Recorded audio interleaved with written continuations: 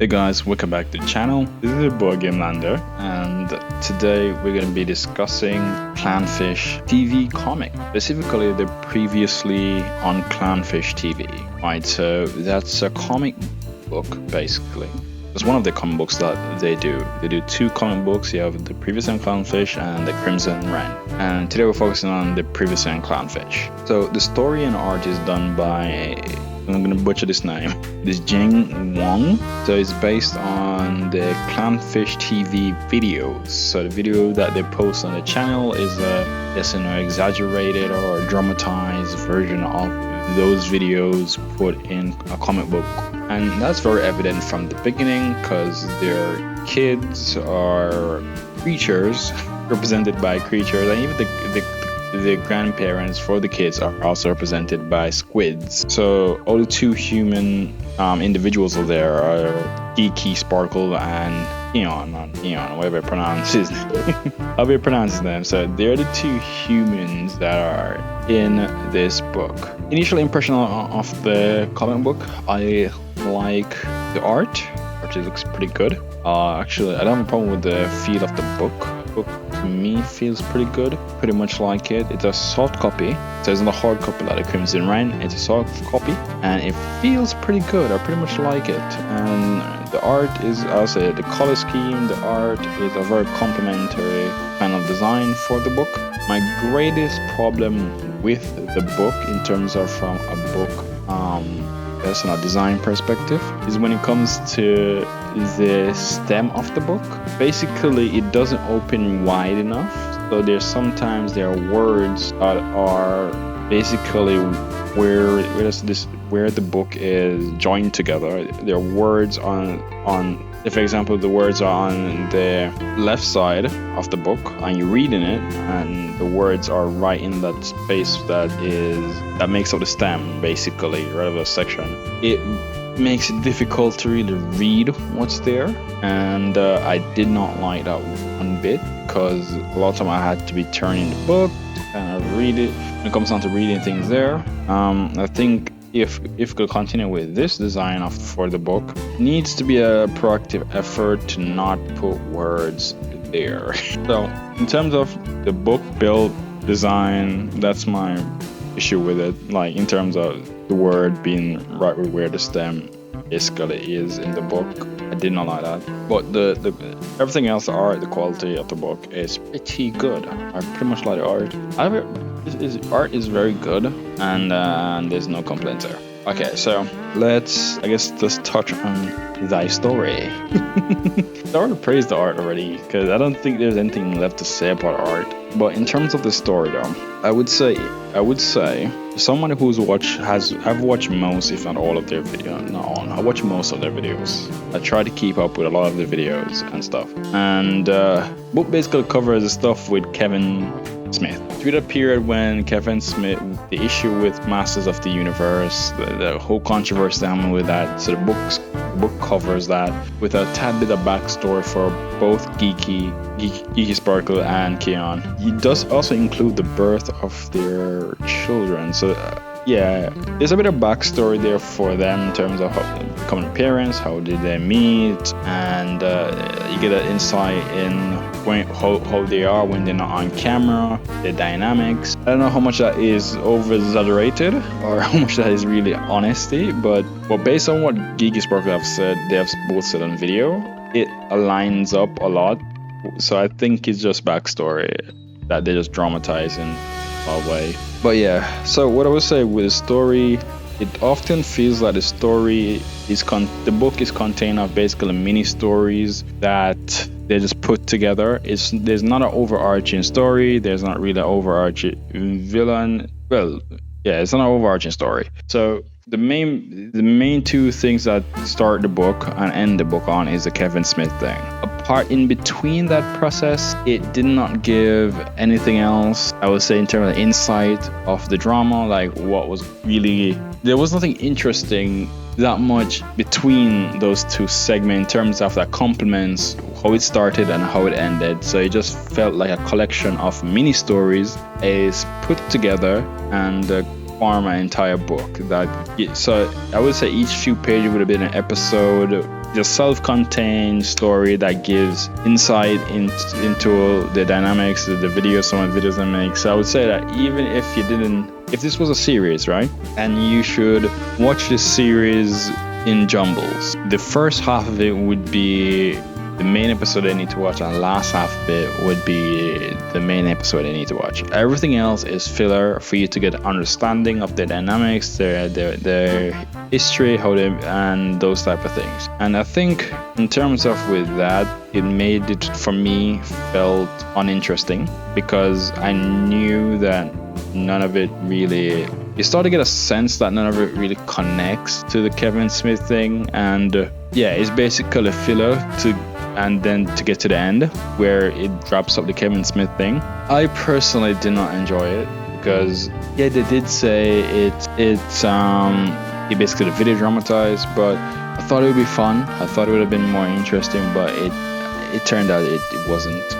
Yeah, I really wanted to like it though. I really wanted to like it, but I just didn't end up liking it at all. I did not like it one bit in terms of the story, because as I said, it's just the videos that is dramatized and a few backstories for them. So I guess if you're a super fan of them, this book is definitely for you. I wouldn't consider myself a super fan. I do like their videos and do watch them a lot, but I wouldn't consider myself like dying to know certain things that are in this book.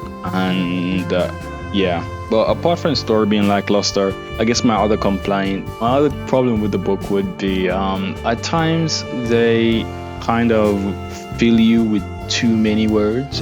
For me anyways, because not for other people probably fine, but at some point when it comes down to pacing, is like some point there is decently managed like the amount of words that's on page and what it indicates between the art, and there are times where it just spit a lot of words at you and it gets very jarring. So I would say if you're somebody who you're not fond of reading that much, like not myself, I would suggest to split this book into reading sessions instead of try to read it in one go, because halfway through I was tired and I didn't want to finish it, and I really did not want to finish it, but I did still finish it though and get to the very end, and it was pretty okay. I didn't love it, I didn't hate it, I just very indifferent about it. The other complaint that I would have about a book that's not story related would be with the size of the fonts. I hated that.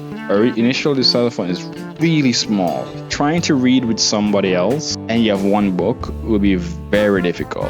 I would suggest trying to read with somebody else, buy two other books, or I just get used to the small words, because at certain points to the book the words did get a lot better in terms of the size. I did like them a lot better, but as I said, because they put in a lot of words at you at certain points, I guess that's why they had to make it a bit more smaller to really get that much words on that page or that segment. And I think that's the main crux of the problem. There's a lot of words they want to spit at you. Sometimes at certain points the words get super small. It did get better as close to the end in terms of font size, but it did go back to being small again. But I don't think it's ever been as small as the first half though. The first half words to me were really small. After that, got a bit more durable. But they did say, to be honest, through the book you see a gradual improvement of art, refinement of art, and so forth. So I guess probably that's one of the things that they kept on improving as the book progressed. At the end of the book, there is a bit of, I guess, making off type of thing where they show you how it was made, the different style of version of the art, and all that kind of stuff. I think that was pretty interesting. Insightful? I don't know, but pretty interesting enough. I would say if you really want to support them, the quality of the book is not bad. They never really marketed this book as anything really super interesting. They did say it was the video, and it's exactly that. What they say the book was or is, that's what you got. There's not an overarching story in terms of, it's just like videos that they dramatize and you get to the emotional impact of and so forth. And I said there's backstory for Keon and Geeky and marriage.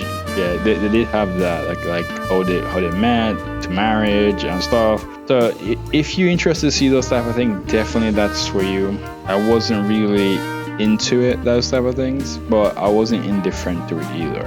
I guess because those are the parts that I kind of really enjoy, especially the part with the phlegm. And I think this was Squid King. he's super into movies, so you do get some insight into their family and stuff. And the person who wrote the book, there's a character in there for him that stops by from time to time, which is pretty interesting. And that's it. It gives you insight into their relationship, how they initially met, how they feel with it initially, and you could see a lot of those type of things in even in the dynamics on the video that they do make. You can see that it's basically just reinforcing things you already kind of would get from inferences, but you just get specifics on certain things in terms of how they met and stuff like that. As I said, it's dramatization of a lot of things, especially there was a literal part where they get like a pony and stuff and summon Geeky Sparkle. There's even a part when like a dog died. At least I thought the dog died. I don't know if the dog died or the dog they just sent the dog away to a dog pound, but the dog went on a train, and the next time we see the dog is talking, and in the future it's crazy. It gets weird. But I guess that's the charm of it. That is the definite. I didn't particularly enjoy the story, but I can say the book definitely has charm in terms of the character design. Yeah, but the main crux of it is just to follow their life. That's the main crux of what I got from the book, and a bit of dramatization. One thing I could say is I hope that the book take on a life of its own. I hope that they move into a direction where this is them, almost like how for the Jackie Chan cartoon is Jackie Chan, but just not his life. If you get what I'm trying to convey, like I want them to keep this book, because they did say at the end of it there's more coming, but so I want to keep this book series and turn it into, you can still put elements of the videos in there and so forth, but I would like to like see it be this fantasy sci-fi weirdness. Yeah, sci-fi weirdness where each book they're taking this ridiculous trip and all this craziness. Probably could have used certain inferences from real life, probably a world where almost like South Park in a sense, but in comic book form, but just with them as a caricature of themselves in a sense. So I would really be interested to see they head into that direction instead of giving us a next book that just the videos in comic book form. I think that would be very disappointing if the next one is exactly like this one, because this one was not interesting. It felt like it was a test product type of thing. I hope the next one is a lot better and a lot more interesting. That's it. The art style is good. Alright, so let's wrap this up now. So as I said, the art style is good. The book quality is not bad. I 100%, I'm not upset that I bought the book, but I'm just disappointed that for me, the story just did not work. But as I said, they didn't lie about the story. It just, I probably was expecting more, and it just did not live up to what I was expecting, but it's exactly what they said it was going to be. And more, if you're interested to learn about their life, their dynamics, as I said, it's very dramatized, but if you're interested in about those things, it is exactly that. You know, their life in just dramatized. So with that said, guys, the book is alright. I really did appreciate the book, though. What it was, but as much as I didn't have a lot of fun, I really appreciate it for what it was. And I just want to say thank you all for watching to the very end. Thank you all for enjoying the content. Please leave a like on the video if you haven't already. Subscribe to the channel for more comic book reviews and unboxing, because we have a lot more unboxing coming, because later on this year there will, but not even later on, soon there will be our issue 1 coming out from the Rippaverse. I'm totally awesomely interested in that. I'm still keeping my eye on Yellow Flash's comic. He has made an update on it recently, but I'm still really intrigued to see what it comes out with exactly. But definitely Yara issue 1, so dear for that. I love the art that I've seen so far. And will I check out Clownfish comics more? Will I check out the Shadowbinder issue 3 that's coming? Probably not. Reason being because, well, that has nothing to do with the reading of this book, because I still have the Crimson Reign to read, and there's a review coming that I don't know when, but a review will come of, I will do a review of Crimson Reign before I do a review of Yara, so definitely